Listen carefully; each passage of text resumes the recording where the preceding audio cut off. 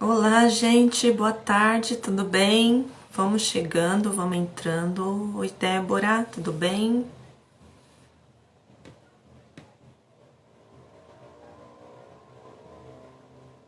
Já já a gente vai trazer a Luísa aqui para conversar com a gente sobre transtornos, síndromes e distúrbios na infância.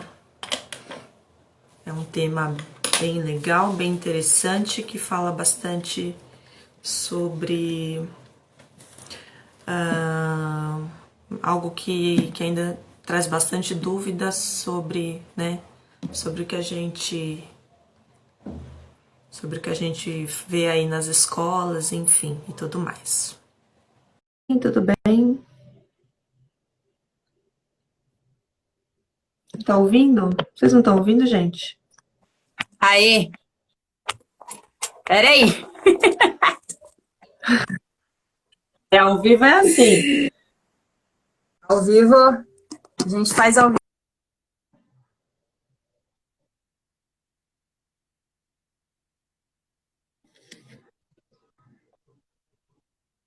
Quer sair e entrar de novo?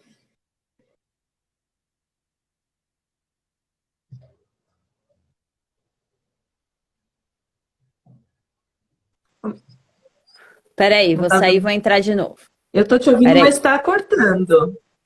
Acho melhor você peraí. sair e entrar de novo. E o meu áudio, gente, tá bom? Vai falando aí como é que tá. Dá pra ouvir? Tá bom?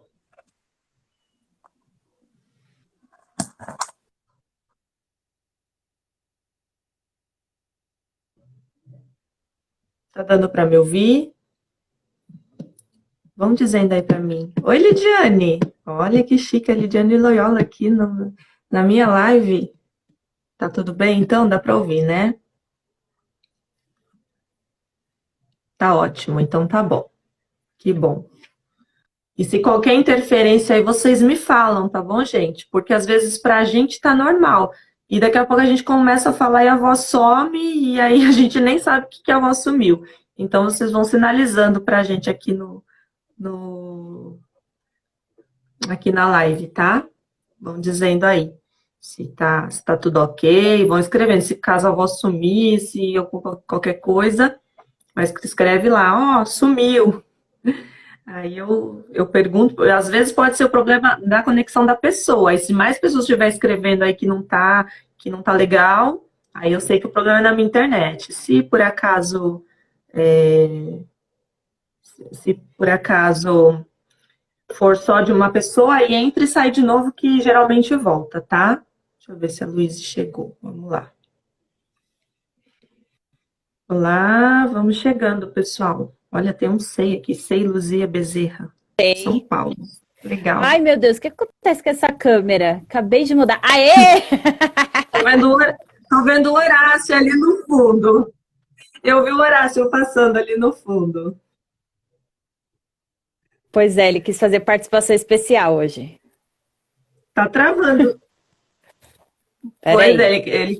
ele quis fazer participação especial aqui. Como disse a Lidiane na última live, ainda bem que não, o marido dela também apareceu na nossa live, né?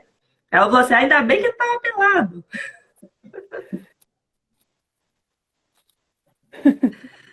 Ai, ai. Tá tudo bem? Tudo bom? Tá tudo bem. Tá travando um pouquinho pra mim, Luiz. A sua internet acho que tá travando pra mim um pouquinho.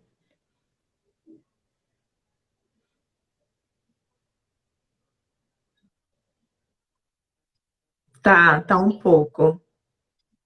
É, para mim tá chegando bem travado. Eu não sei para o pessoal, se o pessoal puder sinalizar aí como é que tá a sua, eu acho que agora melhorou. Tá me ouvindo? Melhorou. Tô Ah, te então, ouvindo. então tá ótimo. Então tá bom. Ufa! Então vamos.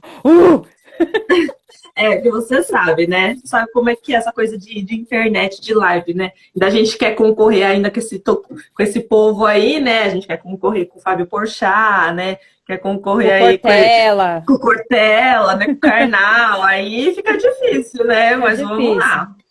É porque, ou seja, é muita gente, né? Ó, tá É, travando muita, falar. é muita gente, a internet não aguenta. E hoje é sábado, a internet fica cheia de sábado, né? É, então. E olha que esse horário aqui das 5 horas eu acho que ainda não é dos piores, né? Eu acho que depois ainda fica pior. É, o pessoal gosta do horário das 8. É, então. Bom, vamos lá então, Vamos gente. lá. Então, enquanto isso o pessoal vai chegando. Então, tudo bem com vocês? Essa aqui é a Luíse Maggiorini. Ela é psicopedagoga e ela vai conversar um pouquinho hoje com a gente sobre síndromes, transtornos e distúrbios na infância. A Luísa, que é psicopedagoga, eu já falei, né? Gente, desculpa, Sim. tá? Eu falo a mesma coisa várias vezes. Oi, Beth. Então, ela vai conversar um pouquinho com a gente hoje, porque eu acho que é um tema que traz muita dúvida ainda, gera muita dúvida, muito preconceito e muito Uhum, rótulo também, né? Então, exatamente. a gente que trabalha na área da educação, a gente vê muito isso. E às vezes nós, como professores, a gente não sabe como lidar com essas situações. Não que seja culpa do professor, porque às vezes nem ele está preparado para isso, né? Então, eu acho que é interessante a gente trazer esse assunto, abordar esse assunto, porque a gente tem visto muita coisa. Eu tenho visto muita live de muitos temas bacanas, muitas coisas legais, mas eu vi pouca coisa relacionada a isso, que eu acho que é tão importante quanto qualquer outro assunto aí relacionado à criança e à infância, à educação, enfim. Tá? Então, a Luíse, para quem não sabe, ela é minha parceira na Rede Ped, que eu já falei para vocês, né? Que eu já mostrei. A Luíse travou de novo, mas se Deus quiser, ela vai voltar. Tá me ouvindo, Luíse?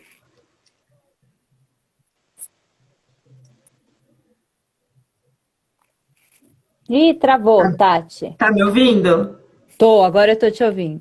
Tá travando um pouquinho. Gente, vai sinalizando aí, por favor, até a internet ficar boa, Show, tá porque boa.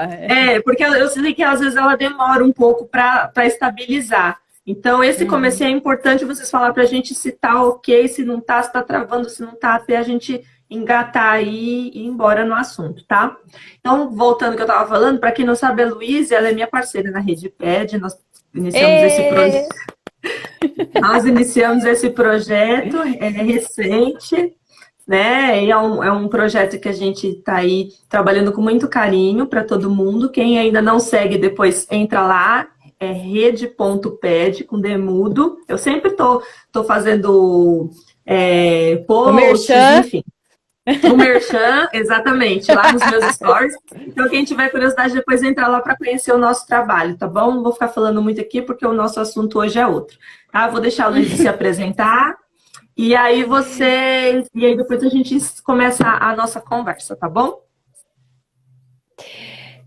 Eu sou a Luíse Maggiorini, eu sou do Mundo de Luíse também, que é um perfil mais voltado. Ele é tudo misturado, a educação, tudo que engloba o meu cotidiano, a minha rotina, né? Então tem educação, tem filme, tem de tudo lá.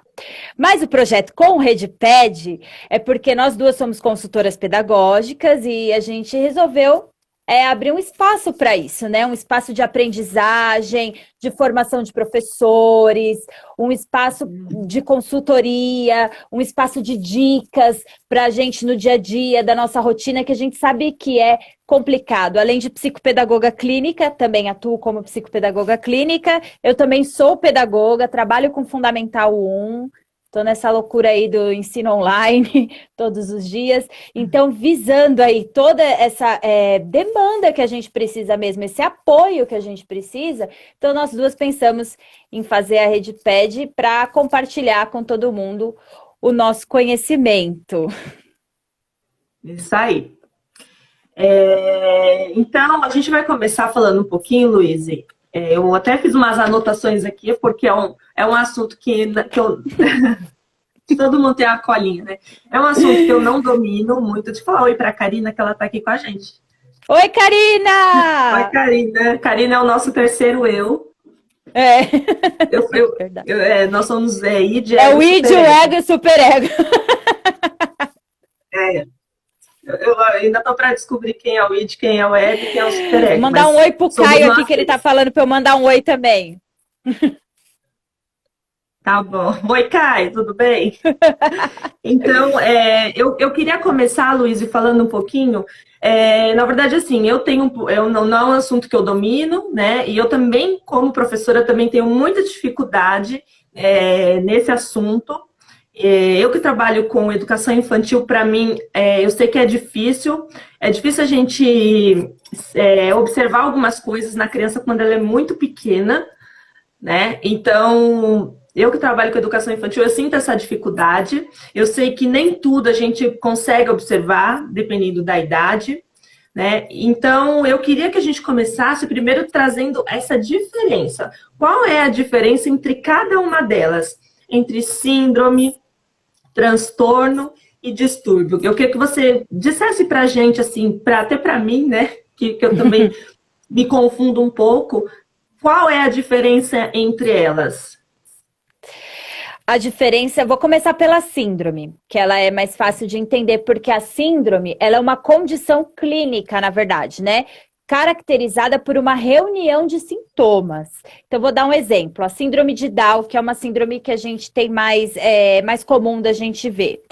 Então, a criança ela vai nascer com aquela síndrome e vai ser diagnosticada logo pelo pré-natal, depois vai ter o nascimento, e quando ela nascer, ela vai ter uma reunião de sintomas ali que vai fazer com que aquela síndrome avance. Então, por exemplo, geralmente, quem nasce com síndrome de Down nasce com problema cardíaco.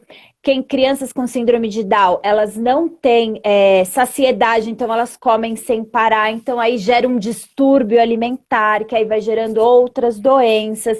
Então a síndrome, ela é uma característica clínica, né? Geralmente patológica, então que vem, a criança nasce com aquilo, e aí quando nasce, aí já tem os tratamentos adequados para que aquela criança possa se desenvolver. Mas nós temos também outros tipos de síndrome, por exemplo, a síndrome do pânico, que a pessoa não nasce com a síndrome do pânico, mas por causa de uma reunião de sintomas mentais, ansiedade, depressão, frustração, aquilo vai tudo se reunir e formar e desencadear naquela síndrome, que é a síndrome do pânico. Então, ela pode acontecer patologicamente quando a criança nasce, ou ela pode acontecer por reunião de outros sintomas, fatores ambientais. O trauma a gente não vai falar hoje.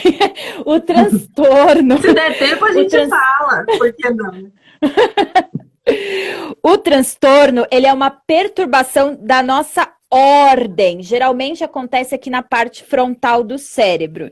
Então, eles atingem, geralmente, o transtorno atinge relações interpessoais, né? Então ele causa o sofrimento daquela pessoa que está passando por aquilo. Então são eles: o TOC, que é o transtorno obsessivo compulsivo, o transtorno de déficit de atenção e hiperatividade, transtorno de bipolaridade, depressão, entre outros. Só que esses transtornos, eles não acontecem patologicamente. O que acontece? São fatores ambientais, da onde nós estamos, da nossa rotina, que podem desencadear nesses transtornos. Alguns acontecem na primeira infância, né? Que nós temos aí o TEA, que é o transtorno do espectro autista. Ele geralmente é detectado, diagnosticado na primeira infância. Por quê? A criança, antes dos 3 anos, até os 3 anos de idade, que tem o TEA, né, que é o transtorno de espectro autista, ele demonstra a incapacidade de interagir com outras crianças, né? Então, ele não consegue interagir com outras crianças, não consegue interagir com a família dele, com primos, com os pais, com os tios. Então, isso acaba levando o estranhamento da família e que, quando procurado com antecedência, consegue o tratamento e compreender essa criança. Então, esse é o mais comum que acontece na primeira infância, né? Tem também a esquizofrenia, que é uma psicose, mas aí a gente não vai entrar neste detalhe porque o fator ambiental conta muito no caso das psicoses, né? E o distúrbio, ele é uma alteração nas condições físicas e mentais. Então, pode ter distúrbio de coordenação motora, né? Uma apraxia, alguma coisa que você já nasceu com aquilo. Então, pode ser patológico também, é muito, muito semelhante com a síndrome.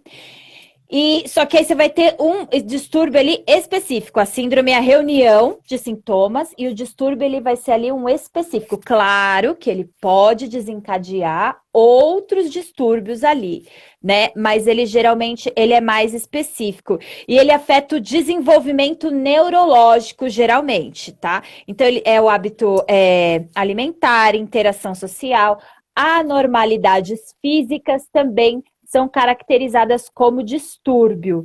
Então, é mais ou menos isso, assim, a diferença entre os três, para a gente entender melhor como trabalhar, né, com a criança. E realmente o que você falou, na educação infantil, é muito difícil, na verdade, fechar um diagnóstico. Porque quando você percebe, o professor percebe que a falta de interação da criança ou o problema da criança de concentração, quando chama a família, tem todo o processo, chamar a família, aceitação da família em procurar ajuda, e aí começar a procurar um neurologista infantil, um neuropediatra, um psiquiatra infantil, fazer todos os exames. Então, não tem como fechar mesmo um diagnóstico, ao menos que seja patológico, né, que a criança já tenha nascido com aquilo, na educação infantil. Então, eu entendo perfeitamente que muitas vezes vocês ficam ali preocupante, porque, tipo, não sabe o que tem, como que eu vou trabalhar com essa criança, o que ele Sim, tem, como que eu posso ajudá-lo, sendo que não tem como sim, fechar um diagnóstico. Nós, por exemplo, sim. psicopedagogos, a gente começa a trabalhar com a criança a partir da parte de alfabetização, então a partir dos 5, 6, porque daí começam outros distúrbios, que é a dislalia, que é aquela fala igual cebolinha, aí tem a desortografia, aí tem a descalculia, que é o problema com matemática, a desortografia é o problema com a língua que é materna. Então aí começam a desencadear outras coisinhas. Mas até eles terem mais ou menos essa faixa etária entre 5, 6 anos, é muito difícil fechar um diagnóstico. E assim, eu só queria ressaltar que diagnóstico é fechado por médico, tá, gente? Professor não diagnostica e o papel do psicopedagogo é levantar hipóteses do que aquela criança está em sofrimento, para que possa ser encaminhada ao especialista, para que ele possa fazer outros exames e fechar aquele diagnóstico. Então, é um trabalho que eu falo que é de formiguinha, né? É um trabalho multidisciplinar, cada um vai fazendo uma parte para ajudar aquela criança naquele sofrimento que ela está passando. Então, assim, o diagnóstico no Brasil, hoje, ele é feito pelo médico, neuropediatra, neurologista, psiquiatra infantil, até mesmo pediatra. Nós, professores, não temos esse poder. Às vezes a gente já trabalhou 500 vezes com aquela patologia. Ai, nossa, já estou acostumada, eu só trabalho com autista. Mas o autista, ele é diferente, um é diferente do outro. Ele não é uma receitinha de bolo que você segue. Então, você não pode rotular, vamos dizer assim, aquela criança lá não tá brincando com os amigos, é autista. Então, é muito importante a gente ter esse olhar, né, essa observação. Eu sei que você fala aí na infância, sempre está falando da documentação pedagógica, da importância da observação, de escrever, de relatar, fazer o relatório, tudo isso é extremamente importante. Quando chega para mim, por exemplo, uma queixa da escola, com um relatório do professor, com toda a observação, para mim fica muito mais fácil o atendimento do que eu começar, por exemplo, do zero para entender o que tem aquela criança, né? Então, a gente visita a escola, o psicopedagogo vai conversar com o professor, tudo, mas quando já chega uma queixa, né, um relatório de observação para a gente, não precisa fazer um relatório com como se estivesse diagnosticando, mas falando, olha, tem dificuldade de interagir, alimentação tem distúrbio, tem problema com textura, com certos alimentos. Então, quando chega isso para nós e para as famílias, que é o mais importante, fica tudo mais fácil para desencadear e para que a gente possa ajudar essa criança que está em sofrimento. Sim, então. Eu queria até falar para o pessoal, se alguém tiver alguma dúvida, gente, pode escrever, tá bom? Que a gente vai respondendo aqui, tá? E manda os coraçõezinhos pra gente, que a gente gosta também. Eu gosto. Então, isso que você falou, Luiz, da questão que você... Primeiro, assim, a primeira coisa que eu achei que é interessante que você falou é a questão do diagnóstico. Quem só pode diagnosticar é o médico, né? Não é o professor que dá diagnóstico, gente. Isso serve para os pais, para algumas pessoas, para escolas, né? Que às vezes tem gente que ainda acha que é o professor que faz isso, gente. O professor não é habilitado para diagnosticar nenhuma síndrome, nenhum transtorno. A gente estuda para a gente conhecer, Sim. Mas a gente não tem CRM, nós não somos médicos para poder dizer essa criança tem isso, essa criança tem aquilo. Às vezes o professor ele até pode ter uma desconfiança, porque às vezes algumas coisas são claras, são gritantes, né? E às vezes a gente tem até uma desconfiança, mas a gente não pode dizer que isso a gente tem que tomar muito cuidado. O professor, ele tem que ter muito cuidado com isso. Porque isso se não chegar de maneira correta na família, isso pode causar um estranhamento, isso pode causar como que fala? Uma barreira mesmo, né? A família, de repente, pode criar um muro ali com relação a isso.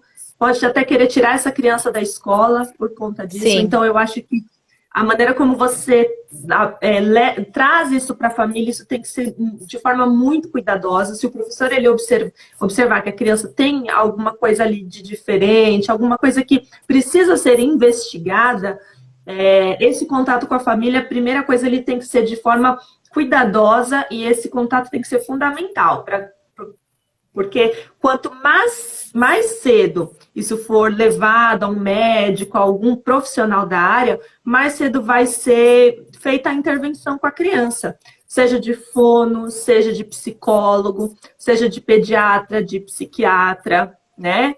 Enfim. E aí você vai procurar ali de acordo com o especialista correto ali, de acordo com a suspeita, com a área, enfim. Então, eu acho que isso é importante. Uma coisa também que eu acho que é muito importante também é quando você, por exemplo, às vezes a família, ela pede um relatório para o professor para levar para o especialista. E às vezes o que eu vejo, que eu já vi, é muitas vezes um relatório tendencioso. É um relatório... Já diagnosticando, né? De rótulo da criança. Só falta estar escrito lá no final. Essa criança é isso. Essa criança tem aquilo. Só falta isso. Então tem que tomar cuidado com isso também. Então, na hora dos apontamentos, né, do que você vai falar que a criança, como ela você tem que tomar esse cuidado também na hora de escrever, porque às vezes a gente já internalizou uma coisa, a gente já acha que é alguma coisa, então na hora de você colocar no papel, você já escreve, você já coloca como se realmente a criança fosse exatamente daquela forma que você imaginou que ela era. Quando na verdade ela pode não necessariamente ser aquilo que você está imaginando. Então acho que isso é importante a gente falar também, que o professor ele tem que tomar cuidado com isso na hora que ele for documentar, na hora que ele for relatar. Ele tem que ter um olhar neutro para aquela criança, não um olhar de... Desculpa, posso dar uma dica?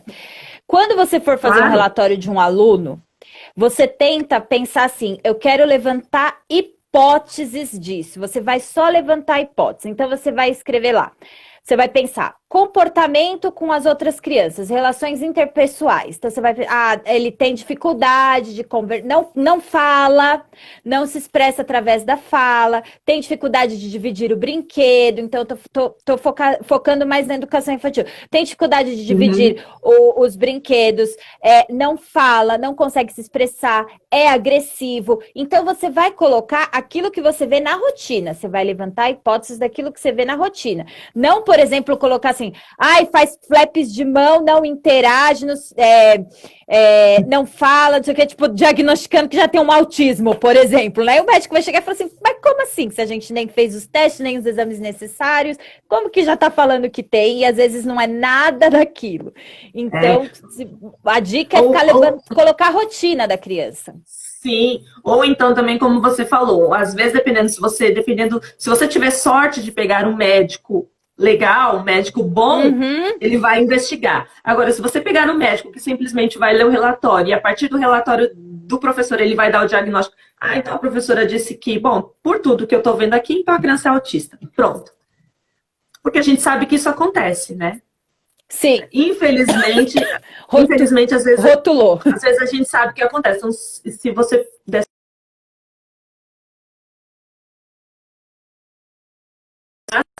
e de repente. Tá. Não estou. Repete, Tatiana, por favor, que deu uma travada. Voltou.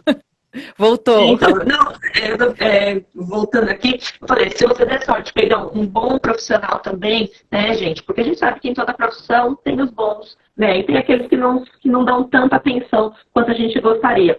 Então, se você, né, tem a sorte de pegar um médico que vai querer investigar, ok, mas se você de repente pegar um médico que simplesmente vai se basear por aquilo que está escrito, que foi levado pela família, ele simplesmente vai dizer essa criança tem isso e acabou, e aí o pai e a mãe às vezes não tem informação, não vai atrás, não vai querer procurar um outro profissional, e aí essa criança vai acabar sofrendo, porque a gente sabe que no final quem sofre é a criança. A família sofre muito, mas a criança sofre muito mais. Até fazendo uma observação, Tatiana, no que você falou, por isso que a gente vê hoje muita criança sendo medicada com medicamentos altamente fortes, né?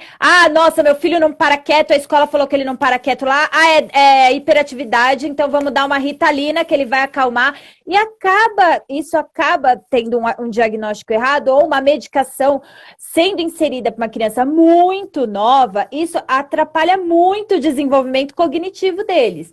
Não sei quem aí já teve experiência de ter aluno que toma medicação forte, como por exemplo a Ritalina, a criança fica ali totalmente apática dentro da sala de aula. Então ele não participa, ele não consegue compreender, ele está em outro mundo, porque realmente a ansiedade está baixou, ele não está, ele senta, mas ele não está ali conseguindo prestar a atenção que ele deveria. Então, a gente tem que tomar cuidado mesmo com o que a gente relata, porque a gente tem que fazer um tipo de relatório para instigar o médico a investigar, não para já dar um diagnóstico e o médico ir lá e falar, então é isso mesmo, vamos dar Ritalina. Porque a criança sofre, né, com isso bastante. É verdade. Inclusive, eu até andei dando uma estudada aqui, né? Eu achei um dado interessante da Anvisa, que entre 2004 e 2008, a venda de medicamento indicado para tratamento de crianças assim, cresceu 80%, chegando a mais de 1.200.000 de receitas. Mais de 1 milhão de receitas, provavelmente desnecessárias. Então, é a famosa medicalização na educação, né? Que é a ideia de tratar com remédio todo tipo de problema que a gente acha que a criança tem. Então qualquer coisa, né? Leva para o médico, dá um remédio que passa, né? Então, isso tem que ser tomado cuidado também, né, Luiz? Sim, muitíssimo cuidado. E assim, por exemplo, tem uma criança que tem transtorno de ansiedade, que ainda mais agora na pandemia, nós na escola, com certeza, vamos receber muitas crianças ansiosas, porque eles estão trancafiados em casa. Quem mora em prédio, a parte comum do prédio onde eles brincariam não está aberta ainda. Então, tipo assim, é complicado. Então, com certeza, nós, educadores, vamos receber bastante criança e muitas crianças podem até ter desenvolvido esse transtorno de ansiedade. Como que eu vou trabalhar com isso? Sim. Já vou logo mandar para o psiquiatra para ele dar Ritalina?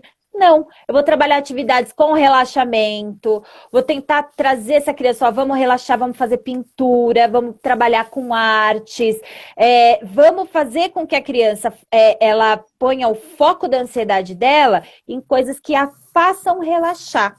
Então, e os pais, a mesma coisa em casa. Então, vai deixar em frente a televisão, que aí ele vai começar a comer que nem um louco. Não. Vamos tentar fazer atividades, né, coisas que façam com que aquela criança, ela mude o foco dela da ansiedade para uma parte que relaxe ela. Então, você tem que entender, olhar o seu aluno, olhar o seu filho, ver o que ele gosta de fazer para relaxar e perder tempo não, eu digo ganhar tempo, ajudando essa criança que está com esse transtorno, né, de ansiedade, que com certeza tem até yoga para criança hoje em dia, então com certeza isso não vai ser, às vezes some, desaparece, a criança volta ao seu normal, que não é o normal, que eu falo que ninguém é normal, mas volta ao seu estado normal de criança, só que assim, ela não precisou ser medicada, entendeu? Então, assim, para que esse medicamento? É para deixar meu filho quieto, para ele não me atrapalhar? Ou então, para na minha sala de aula ele parar de me perturbar e eu vou deixar ele lá quieto?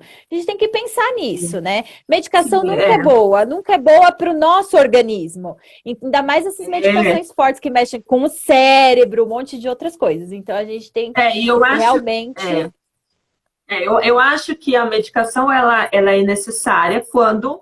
realmente não tem jeito, né? Quando uma patologia, um distúrbio, né? Sim, quando faz necessário o uso da medicação, mas a medicação indiscriminada, assim, sair dando ela à torta à direita, né?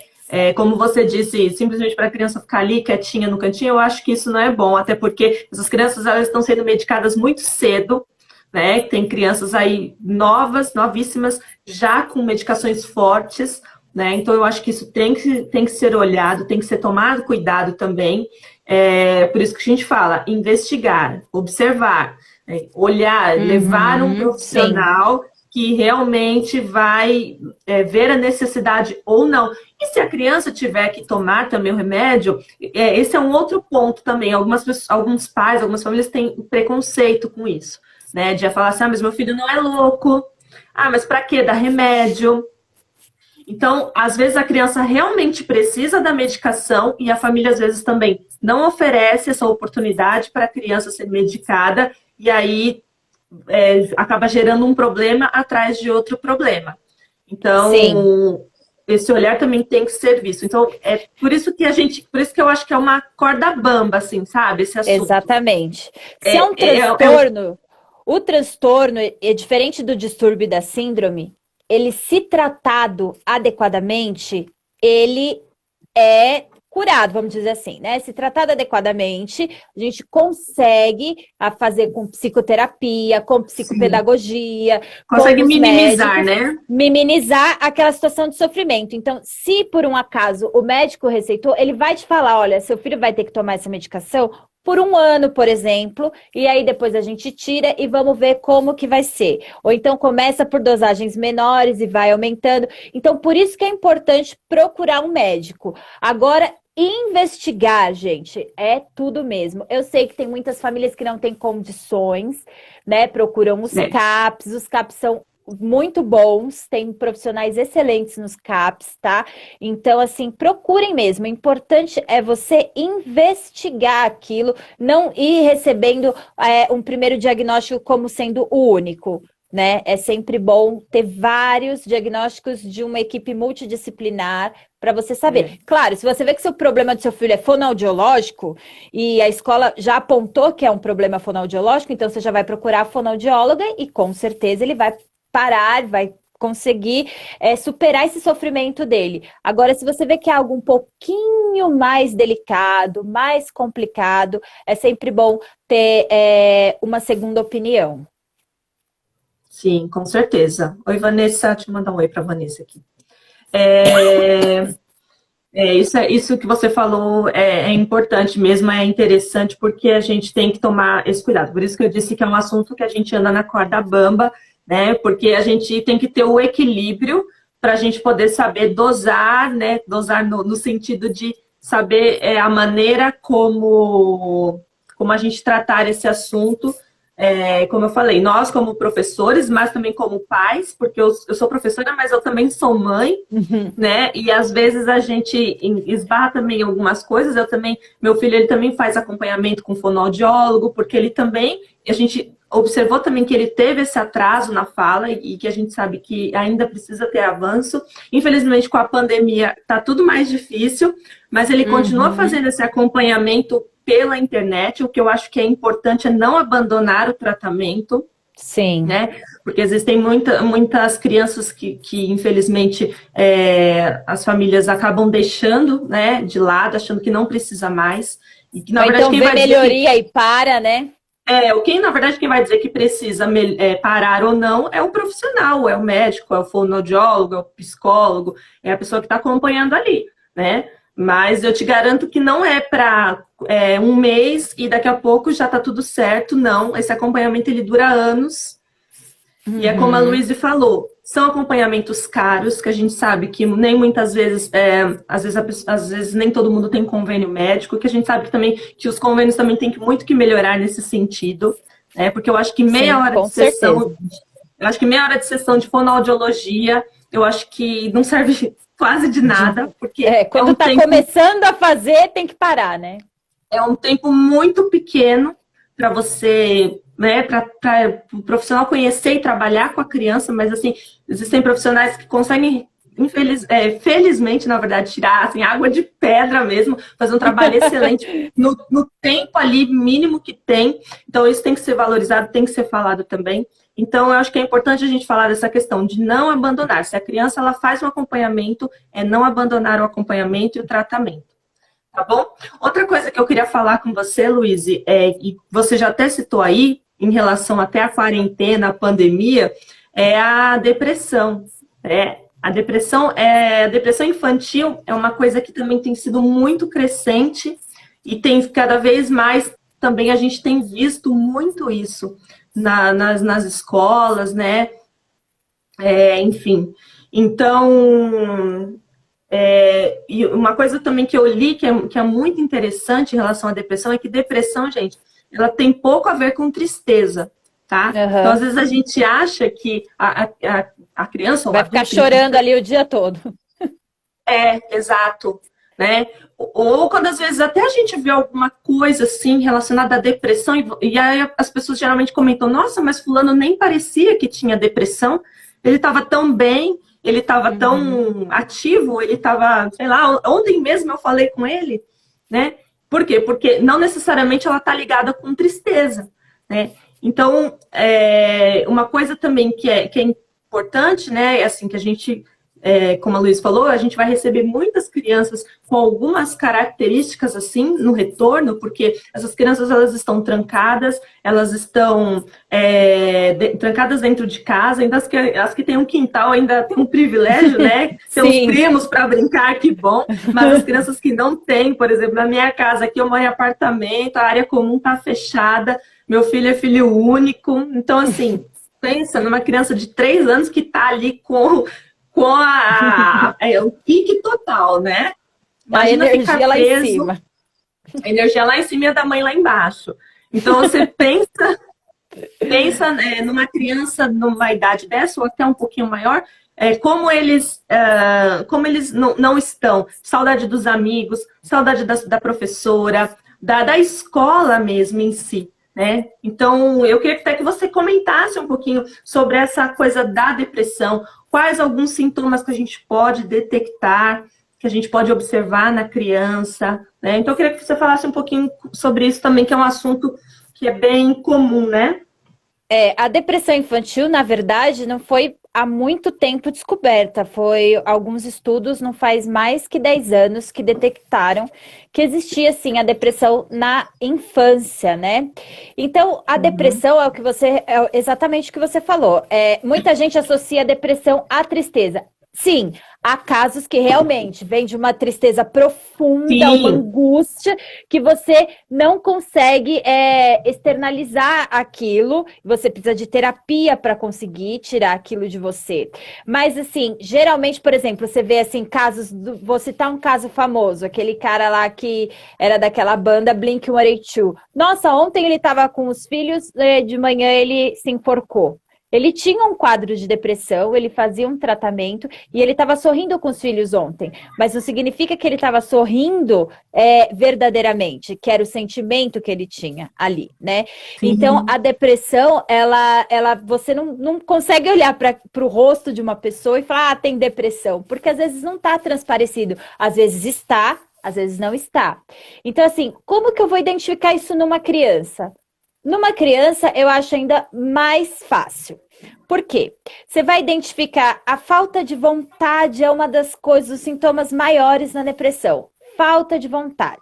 Se seu filho era uma criança que brincava, que se comunicava super bem, que gostava de ler, que gostava de estar com as outras pessoas, de repente ele fica apático, gosta de ficar sozinho, está num canto sozinho, não quer interagir com outras pessoas, não que ele tenha outra patologia, mas ele interagia antes. De repente ele começou a não interagir com as pessoas, ficou apático, não demonstra vontade de se alimentar, não demonstra, claro, que por ser uma criança ela está sob cuidados de um adulto, então ela vai tomar banho ou não, né? Porque isso já depende da mãe, mas não demonstra desleixo consigo mesma, né? E se é uma criança maior, estou falando assim, na parte de pré-adolescência, 8, 9 anos, automutilação, então começa a se cortar, a se morder. Então, isso você começa a perceber que tem algo errado com seu filho. Poxa, ele era uma criança feliz, vamos dizer assim, normal, brincava com todo mundo, interagia com todo mundo. De repente, ele se transformou em apático, antissocial. Então, alguma coisa tem ali. Se você percebe esse sintoma, o que eu falo para você é procurar imediatamente um tratamento de psicoterapia. Então, vá até um psiquiatra, ele faz um encaminhamento para você, ou vá até direto ao psicólogo e faça esse tratamento, essa conversa. Porque muitas vezes a criança não consegue explicar o que está acontecendo. Sim. Durante essa pandemia, piorou, porque assim, imagina que a escola é o lugar de interação social mais legal que eles têm. Tem muitos filhos únicos, a gente sabe hoje em dia, né? Mais comum ter filhos únicos do que ter irmãos. Eu vejo pelos meus alunos. Então, assim, a escola ele vai estar lá com outras crianças da idade dele, ele vai interagir com a professora. Se a professora for legal, ele vai ter aquela afetividade com a professora, com os colegas, com o ambiente. Então, ele está ambientalizado ali, ele está naquela. E aí, de repente, teve a pandemia, parou. É difícil uma criança, para nós adultos já é difícil entender como que esse vírus Oh, surgiu, o que aconteceu. sim. Imagina uma criança de 6, 7 anos que você explicar que você não pode sair porque tem um vírus mortal solto que ainda ninguém descobriu como Que fazer ela uma tem que cura ficar de para ele. máscara, né? Que ela tem que ficar de máscara, que ela não pode tocar nas pessoas. Criança, a gente sabe que é toque, né? É toque, eles são sensoriais. São Então, assim, tipo, sensoriais. eles não podem tocar na pessoa, não pode abraçar a vovó, não pode ver a vovó. Então, isso tudo Sim, vai causando neles uma apatia. Então, eles vão ficando apáticos, eles vão ficando miudinhos, eles vão perdendo interesse, vão ficando desmotivados. E isso pode levar a um quadro de depressão infantil. Então, durante essa pandemia aí, é muito bom observar o seu filho, né? Perguntar para ele, conta uma história, alguma coisa, procura um livro de história infantil que conta sobre uma criança que estava se sentindo no escuro, triste. Depois até posso falar para para Tatiana alguns livros infantis que relatam isso, e aí vocês podem, se quiser, adquirirem para os filhos de vocês para contar. Então, procura entrar no lúdico com eles para tentar descobrir o sentimento deles, o que está acontecendo. E se você identificar realmente que está tendo essa apatia, desmotivação, como que eu posso dizer, comportamento antissocial da criança, nervosismo também é uma coisa muito característica da depressão, falta de paciência, nervosismo, qualquer coisa estoura, grita, chora, faz birra, se joga no chão, não tem idade para isso, porque tem as idades certas para fazer essas coisas, não tem idade de birra, tem 8 anos, tá lá fazendo uma birra danada, um nervosismo danado. Então, já observa, já vê se aquilo está sendo recorrente, se só foi um caso isolado, se ele tem tido esse tipo de atitude. E aí, sim, pode tomar, né, as providências necessárias para o tratamento dessa criança. A gente sabe que na escola, quando a gente for recebê-los, vai ser muito diferente do que receber um volta às aulas de férias, né? Então, os educadores também vão ter que estar com esse olhar. Olha, meu aluno, ele era dessa forma antes da pandemia e ele voltou totalmente diferente. Então, tem que ter esse olhar, né, para a criança. É muito importante, gente. Educação, na minha opinião, assim, é olhar. É você olhar a sua turminha. Claro, tem turmas que são enormes, 40 alunos ali, 35, uma professora só, é estressante, a gente sabe, também sei. Mas o professor, ele sempre consegue, né? Olha, mamãe Priscila. Oi, Priscila, tudo bem? Lá da Alemanha. Eu sigo ela, é muito legal o perfil dela. Eu só um adendo aqui. Então, uma coisa que você falou chique. Também, que é muito interessante, Luísa. Você viu? Uma coisa, e ela é engraçado que ela fala também, ela dá uma dica também legal do retorno lá, como é que foi o retorno da filha dela lá na escola, lá na Alemanha. Então, depois quem tiver interesse, entra lá no perfil dela. Uma coisa que você falou que eu acho que é interessante, você falou da questão da depressão. Desculpa, nós adultos, a gente ainda consegue externalizar o que a gente sente. A gente consegue dar nome ao que a gente está sentindo. A criança, às vezes, ela tem essa dificuldade, né? Ela não sabe o que ela está sentindo. Ela não sabe se, às vezes, é tristeza, ela não sabe se é angústia, ela não sabe se é... Enfim. Então, para a criança é mais difícil essa coisa da emoção, do sentimento, né? Então, por isso que é importante a gente também trabalhar isso na escola, a questão das emoções, a questão dos sentimentos, trazer leituras que tratam desse assunto, para as crianças também aprender a saber o que elas estão sentindo. Uma coisa que eu faço em casa, às vezes, com meu filho, é perguntar, quando ele está triste, alguma coisa que eu percebo, né? Às vezes ele dá aquela manhãzinha assim, eu falo, filho, o que foi? Tá chateado? Então, a gente dar nomes aos sentimentos. A gente nomear para a criança, para ela começar a entender o que ela está sentindo, porque às vezes nem ela sabe o que ela está sentindo, né? Acho que isso é importante a gente falar também. Então, Luiz, nosso tempo está acabando. A gente A gente poderia ficar aqui até amanhã falando, porque assim, eu ainda quero abordar um último assunto com você, senão não vai dar tempo. Que é uma coisa que eu vi, que eu achei muito interessante, que eu achei por acaso, que eu estava olhando lá algumas coisas na internet, eu achei por acaso, eu falei, eu acho que isso aqui tem super a ver com o que a gente pode trazer, e que eu acredito que até tem muita gente que não saiba. E eu, como professora, eu desconhecia um pouco essa parte. O que não é errado, tá, gente? O professor não tem que saber de tudo, não, tá? Por isso que Por isso que a gente continua estudando, tá bom? É para isso. E foi uma coisa que eu encontrei, que é o PEI, é o Plano de Ensino Individualizado. Esse plano de ensino individualizado, eu vi que ele é fundamental quando a criança ela precisa de adaptação no ambiente escolar. Isso se a criança ela demonstra, ou se ela já tem algum diagnóstico fechado, para ela ter vamos dizer assim, um plano especial para a aprendizagem dela, né? Então, eu queria que você falasse um pouquinho sobre isso também. Esse é um tema, Tatiana, muito, nossa, complicadíssimo, porque assim, nós somos os psicopedagogos, a gente é responsável por esse plano, né?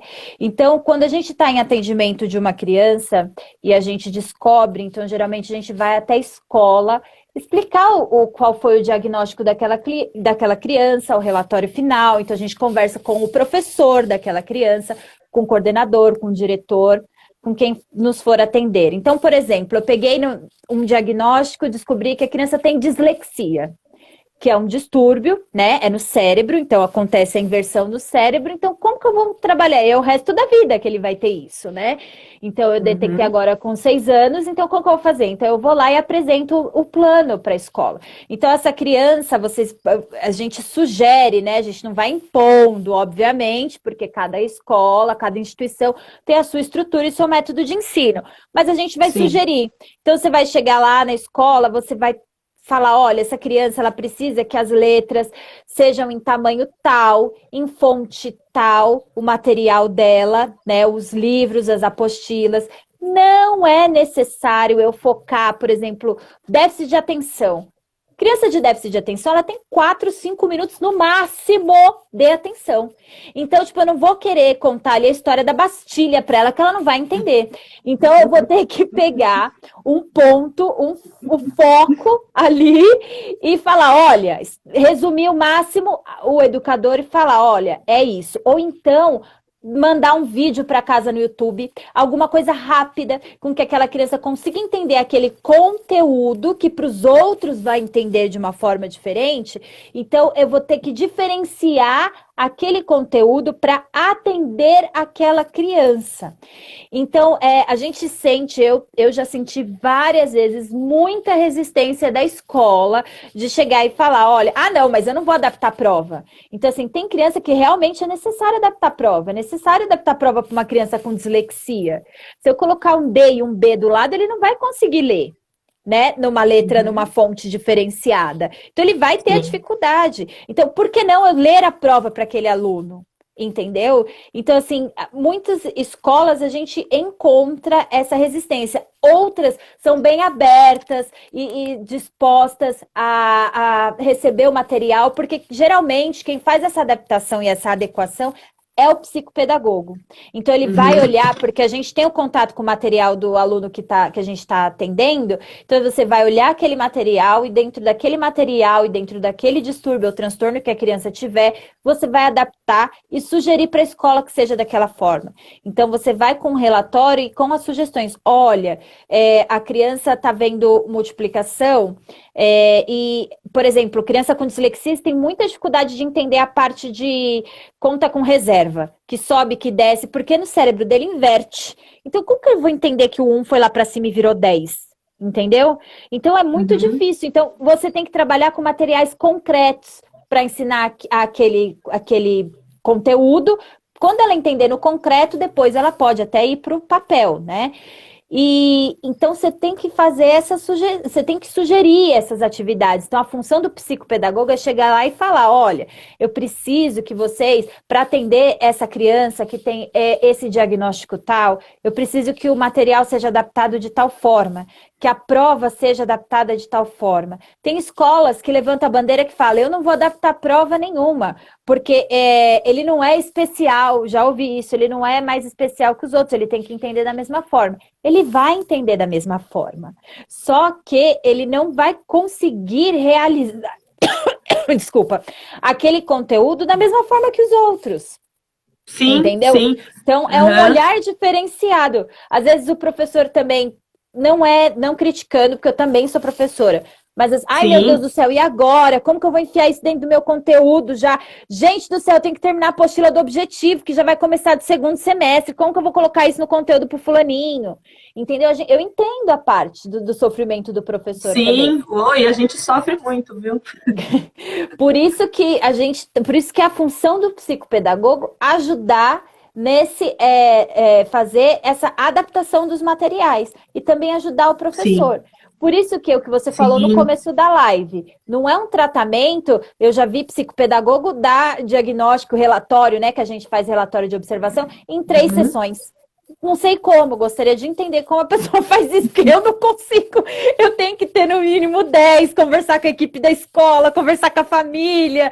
Então, é assim, é uma coisa, é um trabalho de formiguinha. Então, quando você já descobre o que a criança tem, nossa, que bom, já descobri o sofrimento. Então, eu vou lá, vou adaptar, vou junto com a escola, é o papel do psicopedagogo, sentar com a coordenação, com o professor e ajudar a adaptação desse material para melhor atender a criança.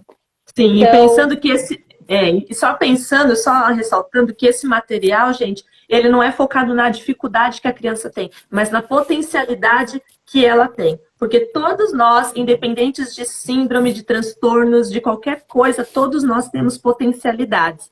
Então, uma criança que ela é autista, ela tem uma potencialidade em algo ali, ela ela pode vai ter ter o dificuldade. hiperfoco, então eu vou trabalhar naquele hiperfoco daquela criança. Exato, exato. Então, o olhar ali, ele é fundamental também para isso, o olhar do professor, é observar também no que aquela criança, ela é capaz ali de executar, né, e não menosprezar o que ela, de repente, não, como posso falar? Menosprezar mesmo, aquilo que ela não Sim, consegue fazer. Ah, não consegue fazer? Ah, então, mas é porque ela é assim, né?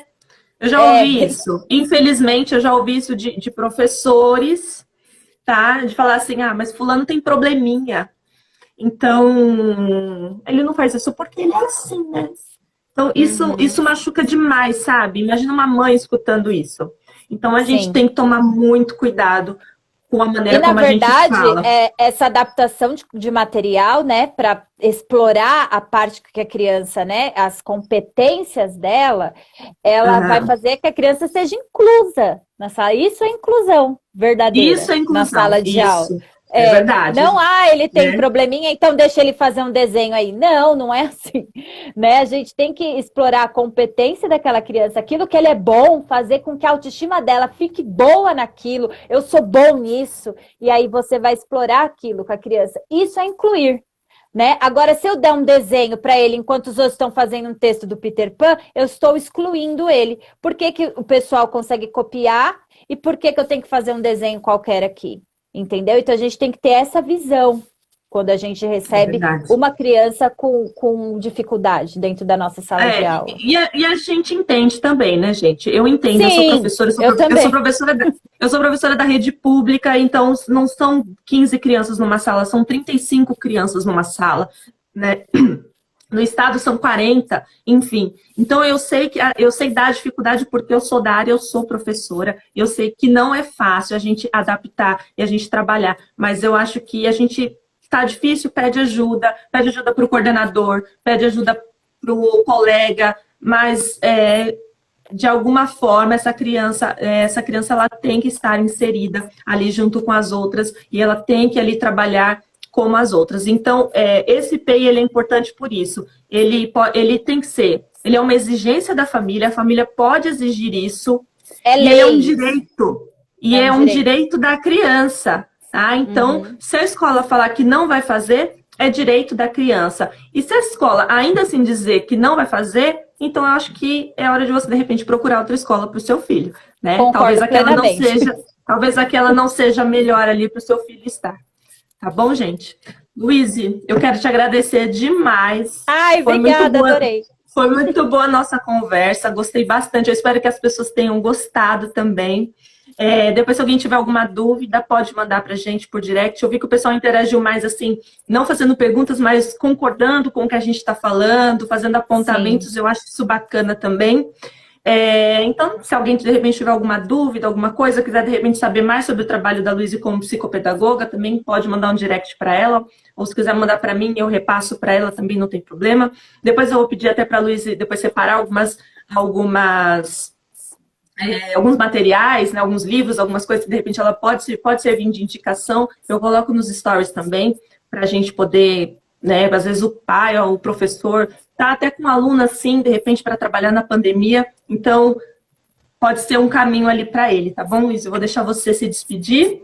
E eu agradeço Ah, todo mundo que esteve aqui hoje com a gente. Eu espero que vocês tenham gostado. Depois, comentem lá, por favor, o que vocês acharam da nossa live, tá bom?